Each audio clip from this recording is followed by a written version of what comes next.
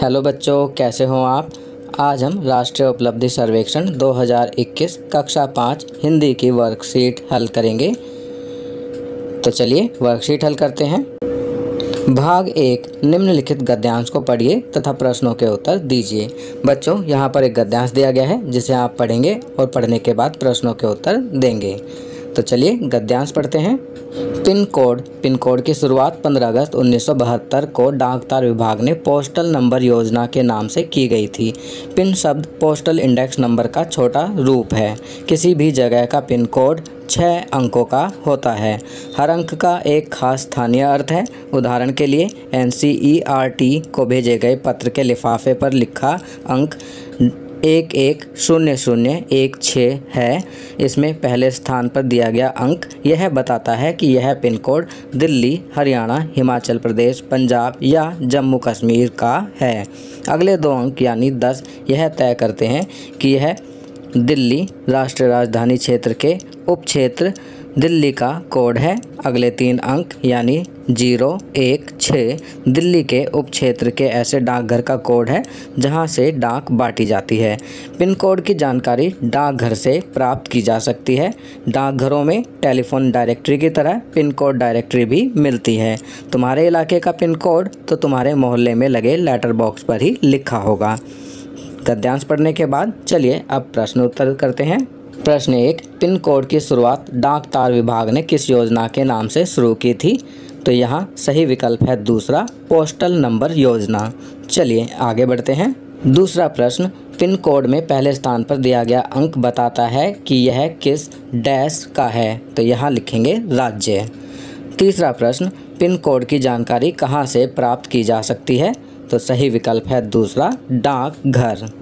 चलिए आगे बढ़ते हैं। चौथा प्रश्न, किसी भी जगह का पिन कोड कितने अंकों का होता है। तो सही विकल्प है तीसरा, 6। पांचवा प्रश्न, पिन शब्द का विस्तार रूप है। तो यहाँ सही विकल्प है दूसरा, पोस्टल इंडेक्स नंबर। चलिए आगे बढ़ते हैं। भाग 2, नीचे दिए गए चित्र को ध्यानपूर्वक देखिए तथा प्रश्नों के उत्तर दीजिए। बच्चों, आप देख सकते हो यहाँ पर एक चित्र दिया गया है। आप इस चित्र को ध्यानपूर्वक देखेंगे और देखने के बाद नीचे दिए गए प्रश्नों के उत्तर लिखेंगे। तो चलिए चित्र को ध्यान से देखते हैं। चित्र को ध्यान से देखने के बाद चलिए अब नीचे दिए गए प्रश्नों के उत्तर देते हैं। प्रश्न 6, दीवार पर ईंटें कौन लगा रहा है। तो सही विकल्प है दूसरा, राजमिस्त्री। प्रश्न 7, मजदूर सीढ़ी क्यों पकड़े हुए हैं। तो सही विकल्प है पहला, ताकि सीढ़ी फिसल न जाए। चलिए आगे बढ़ते हैं। 8वां प्रश्न, बढ़ई ने दाएं हाथ में क्या पकड़ रखा है। तो सही विकल्प है चौथा, हथौड़ा। 9वां प्रश्न, विद्युत कारीगर अर्थात इलेक्ट्रीशियन क्या कर रहा है। तो सही विकल्प है पहला, बल्ब। आप चित्र में देख सकते हैं कि इलेक्ट्रीशियन बल्ब को ठीक कर रहा है। चलिए आगे बढ़ते हैं। प्रश्न 10, पूरा चित्र क्या प्रदर्शित कर रहा है। तो सही विकल्प है विभिन्न कामगारों का कार्य। भाग 3, निम्नलिखित गद्यांश को पढ़िए तथा प्रश्नों के उत्तर दीजिए। बच्चों, अब यहाँ पर भी भाग 3 में एक गद्यांश दिया गया है जिसे आप पढ़ेंगे और पढ़ने के बाद नीचे दिए गए प्रश्नों के उत्तर देंगे। तो चलिए गद्यांश पढ़ते हैं। मकर संक्रांति। तमिलनाडु में मकर संक्रांति या फसलों से जुड़ा त्यौहार पोंगल के रूप में मनाया जाता है। इस दिन खरीफ की फसलें चावल, अरहर आदि कटकर घरों में पहुंचती हैं। लोग नए धान कूटकर चावल निकालते हैं। हर घर में मिट्टी का नया मटका लाया जाता है जिसमें नए चावल, दूध और गुड़ डालकर उसे पकाने के लिए धूप में रख देते हैं।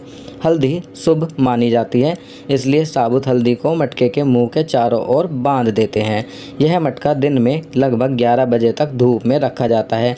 जैसे ही दूध में उफान आता है और दूध चावल मटके से बाहर गिरने लगता है तो पोंगला पोंगल पोंगला पोंगल, खिचड़ी में उफान आ गया के स्वर सुनाई देते हैं।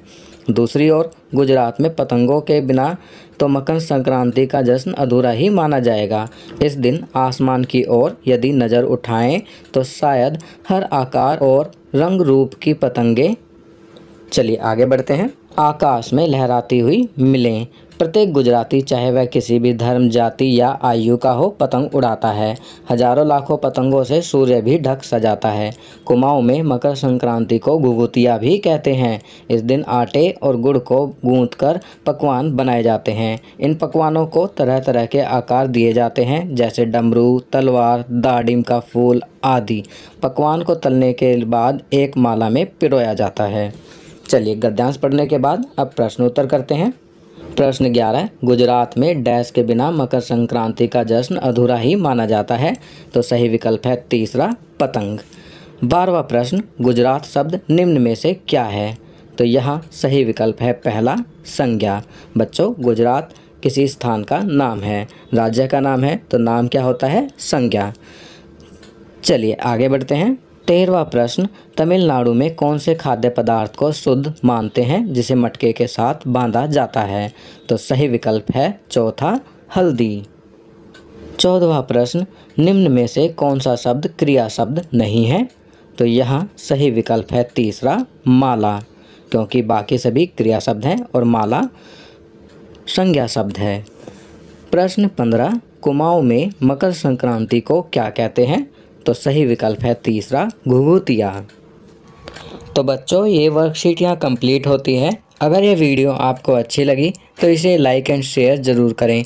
अन्य विषयों पर बने हमारे लेटेस्ट वीडियोस को देखने के लिए चैनल को सब्सक्राइब करना ना भूलें और देखते रहिए हमारा channel knowledge kingdom. Thank you.